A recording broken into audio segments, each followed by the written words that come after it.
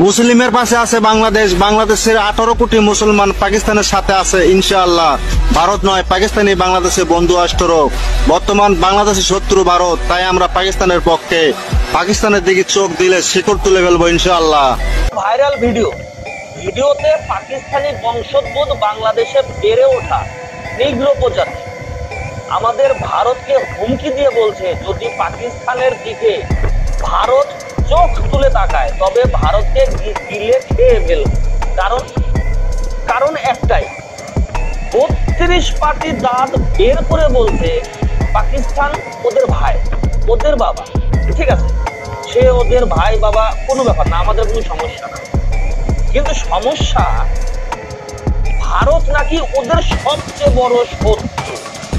শোন ছাড়া, তোদের ভাই আর বাবা পাকিস্তান এখন আইসিইউতে শুয়ে আছে।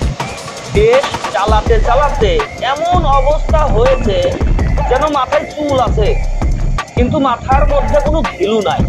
তোদের কাছে একটা সুই বানানোর প্রযুক্তি নেই, তুই বলছিস ভারতকে গিলে খেয়ে ফেলবে।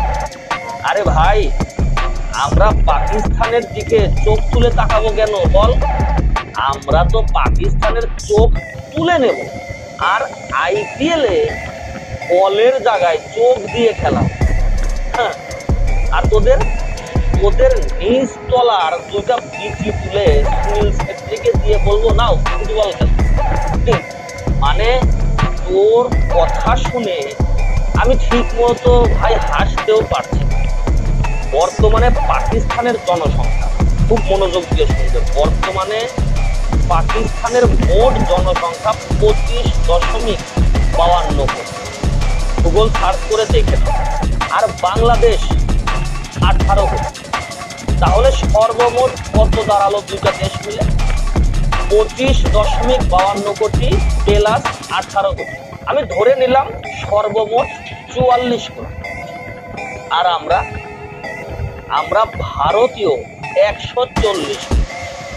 তাহলে 140 কোটিকে যদি 44 দিয়ে ভাগ দেওয়া যায় তাহলে কি দাঁড়ায়? 140 ভাগ 44 সমান সমান 3.18।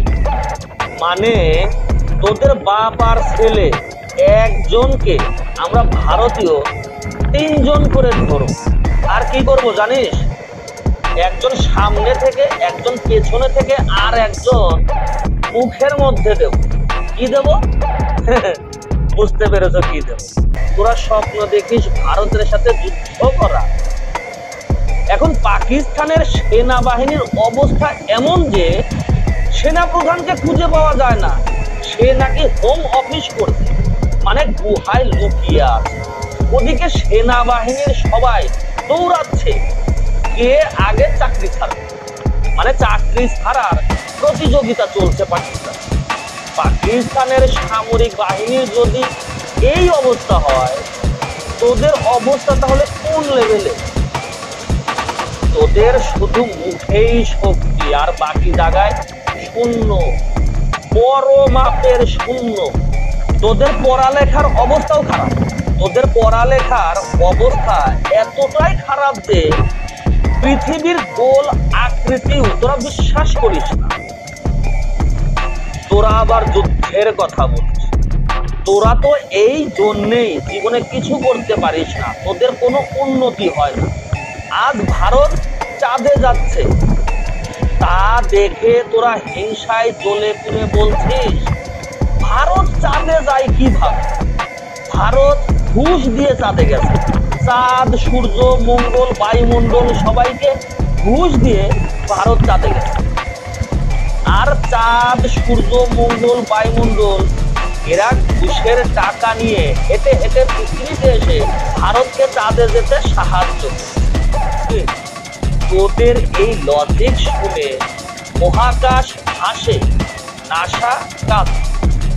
শোন, তোরা যতই পাকিস্তানের পেছনে লেজ লাগিয়ে ওর না কেন, আমরা তোদের মতো দেশগুলোর মুখে কথা বলার সুযোগই দেই না। তার আগেই মুখের ওপর মুখ দিয়ে দেয়। পাকিস্তানকে নিয়ে গর্ব করিস না? তারা তো নিজের বাচ্চাদের স্কুলে ভর্তি করার টাকা পর্যন্ত জোগাড় করতে পারে না, আর তুই ভাবছিস ভারতকে গিলে ফেলবি? শোন ভাই, ভারতকে কেউ গিলে খেতে পারে না, ভারতই গিলে খায়। আর তোদের মতো গর্বিত গরিবদের হজম করে পচিয়ে দেয়। যারা ভারতের সাথে লাগতে চায় তাদের মনে রাখা উচিত, ভারতকে শুধু দেখা যায় না, ভারত অনুভব করায়। ব্যাস, এতটুকুই বলার ছিল। এবার মুখ ধুয়ে ঘুমাও। আর আপনারা এই ভিডিও শেয়ার করে সকলের কাছে পৌঁছে দিন। কমেন্ট করুন পাকিস্তান আর বাংলাদেশের সাথে কি করা উচিত। ভালো থাকবেন, নমস্কার।